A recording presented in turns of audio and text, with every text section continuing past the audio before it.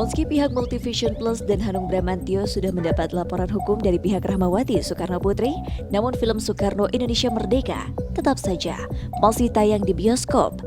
Kabarnya hal ini seakan menunjukkan jika pihak Multivision Plus kebal hukum, sehingga mereka tampak santai-santai saja dengan berbagai laporan hukum yang dilakukan Rahmawati Soekarno Putri.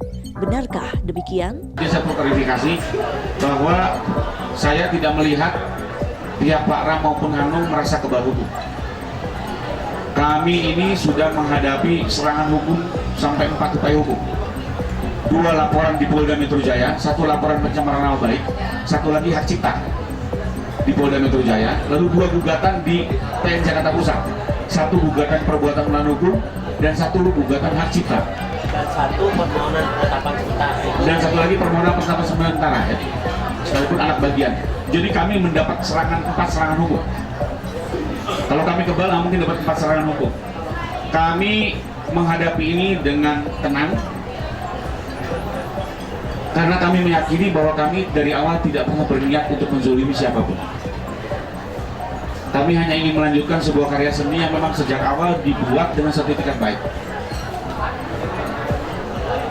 Tapi kenyataannya kami harus menghadapi bermacam serangan seperti ini, upaya hukum ya. Kami hormati ini sebagai upaya hukum dan pada intinya kami tetap akan mengikuti semua proses hukum yang ada, melakukan pembuktian yang maksimal, dan kami berharap dari proses hukum ini juga akan terwujud kebenaran yang sebenarnya dan keadilan yang sebenarnya. Ketabahan Hanung Bramantyo menghadapi persoalan hukum terkait film garapannya seakan menunjukkan dedikasi tinggi Hanung atas film Soekarno tersebut.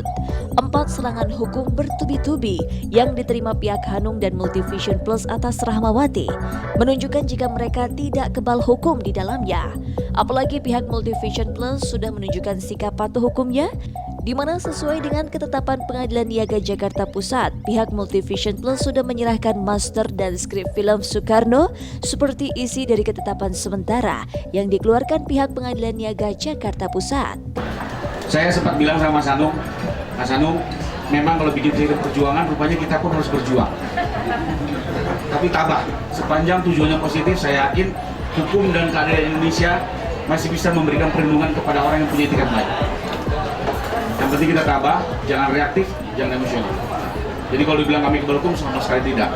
Khusus kemarin pun kami memperoleh penetapan dari Pengadilan Niaga yang memerintahkan 2 hal. Pertama, menyita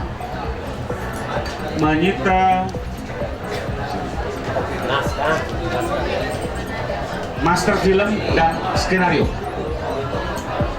Ya, atas penetapan pengadilan itu pun kami taat hukum, kami sudah menyerahkan sesuai dengan berita acara pelaksanaan nomor 93 PDT Sus Hak Cipta 2003 PN Niaga Jakarta Pusat tanggal 13 Desember 2013. Jadi 2 benda itu, master dan skenario, disita kami serahkan untuk silakan diperiksa apakah benar kami mengambil hak cipta orang lain. Gak apa-apa, itu alat bukti, silakan disita untuk justru mengklarifikasi apakah yang difilmkan ini melanggar hak cipta orangnya atau tidak.